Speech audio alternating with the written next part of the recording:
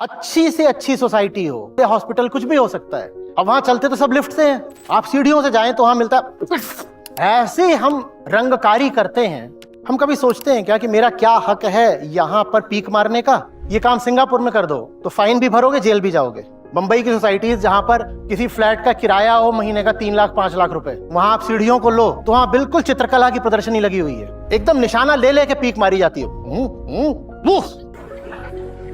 जब तुम्हारा हक है ये करने का तो दूसरे भी फिर तुम्हारी निजता की इज्जत क्यों करें? निजता आती है जब आप सचमुच धार्मिक हो जाते हो। भारत के साथ समस्या ये है कि भारत से ज्यादा गहरी और ऊंची बात धर्म में किसी ने करी नहीं, लेकिन भारत में जितना धर्म को विकृत किया गया उतना और कहीं किया भी नहीं गया। जिसको हम कहते हैं हमारी आम प्रचलित धार्मिकता, वो वास्तविक धर्म से उतनी ही दूर है जितनी जमीन से आकाश।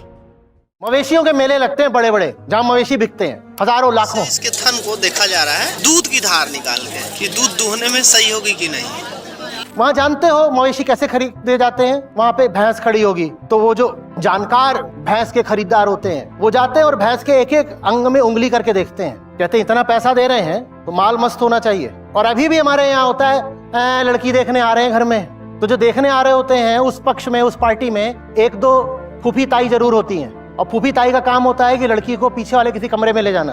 और अभी भी ऐसा होता है वो कि वो उसके कपड़े वपड़े थोड़ा हटवा करके उसके उंगली दबा दुबू के पूरा देखती हैं कि फर्टाइल बढ़िया से होगी कि नहीं, बढ़िया दुधारू निकलेगी कि नहीं निकलेगी भैंस की तरह। अब तुम चाहते हो कि ऐसी परवरिश और ऐसे माहौल के बाद हम इंडिविजुअलिटी और पर्सनल स्पेस की इज्जत कर पाएंगे कभी? हमारी करी किसी ने? जब हमारी नहीं करी तो हम दूसरों ही कैसे करें? लोग टॉयलेट जाकर ठीक से फ्लश नहीं करते, पीछे वाला आकर के साफ करेगा।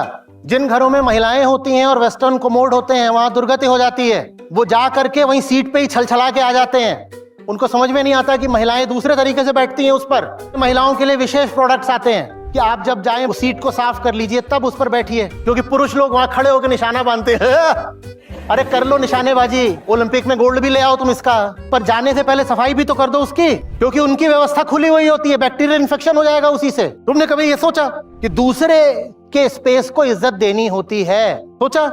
यहां तक का भी ख्याल रखना होता है कुछ सर्किल्स में कि आप जो खाना खा रहे हो ना वो बहुत तगड़ी महक नहीं छोड़ रहा है। एक चीज जो भारतीयों के साथ जुड़ी हुई वो ये भी है कि वर्क प्लेस पे घर से खाना बना के लाते हैं और डब्बा जैसे ही खोलेंगे तो पूरा ऑफिस महक जाता है भयानक, क्योंकि इतने मसाले डाल के लाते हैं। हमारे लिए खुशबू है पर वो खुशबू तुम्हारे लिए है, तुम दूसरों के नथुनों में वो खुशबू क्यों डाल रहे हो?